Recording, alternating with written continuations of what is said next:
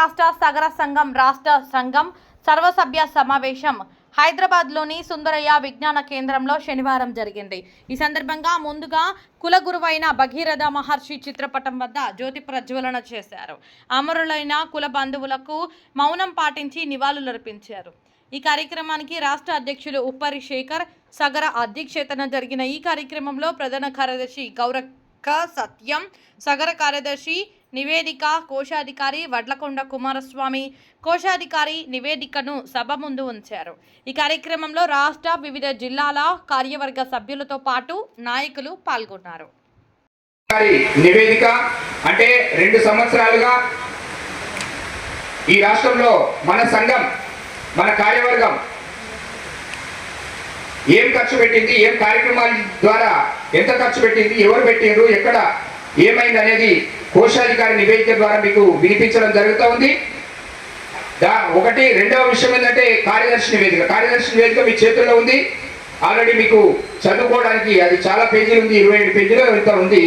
అది చదవడం చాలా సమయం పడుతుంది కాబట్టి ఇబ్బంది అవుతుందని చెప్పేసి ముందుగానే మీకు ఇచ్చాం.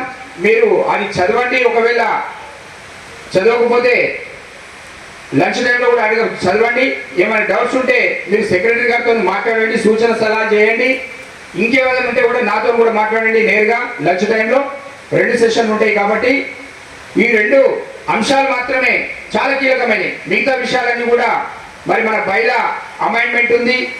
మన యొక్క ఫ్యూచర్ భవిష్యత్తులో మన సంఘం ఏ విధంగా నడవాలి, దేన్ని ఆధారం చేసుకొని ముందుకు అడుగులు వేయాలి, మరి మన యొక్క లక్ష్యం ఏంటి, మన యొక్క టార్గెట్ ఏంటి, మన జాతి ప్రయోజనాల కోసం మనం చేయాల్సినటువంటి పనులు ఏంటి, వాటన్నిటి మీద నిర్దిష్టంగా మనం చర్చించుకోవాల్సి ఉంటుంది. అన్ని అంశాలను వాటిని కోశాధికారి ప్రధాన కార్యదర్శి నివేదికల తర్వాత అధ్యక్షోపన్యాసంలో నేను కొన్ని విషయాలు మీ దృష్టికి తీసుకొస్తాను. ఆ తర్వాత ఈ సమావేశంలో అందరూ మాట్లాడేటువంటి అవకాశం ఉంటుంది, వెసులుబాటు ఉంటుంది. ఎవరైనా మాట్లాడచ్చు. అన్ని విషయాలు కూలంకుషంగా డిస్కషన్ చేసుకోవాలి. అందుకే 2 సెషన్లు సాయంత్రం 5:30 దాకా ఈ మీటింగ్ పెట్టాం. దీన్ని సమయాన్ని దృష్టిలో పెట్టుకొని మీరు అందరూ కూడా వివరించాలని చెప్పి తెలియజేస్తూ, జిల్లా అధ్యక్షులు లేట్ వచ్చిన వాళ్ళు, ఇప్పుడే వచ్చిన వాళ్ళు కూడా జిల్లా అధ్యక్షులు వేదిక మీకు రావాలి. అదేవిధంగా రాష్ట్ర నాయకులు రామచంద్రయ్య సాగర్ గారు ఎవరన్నా కూడా వేదిక మీకు రండి. కొంత ఉండి మళ్ళీ అవసరమైంది కిందికి వెళ్ళండి.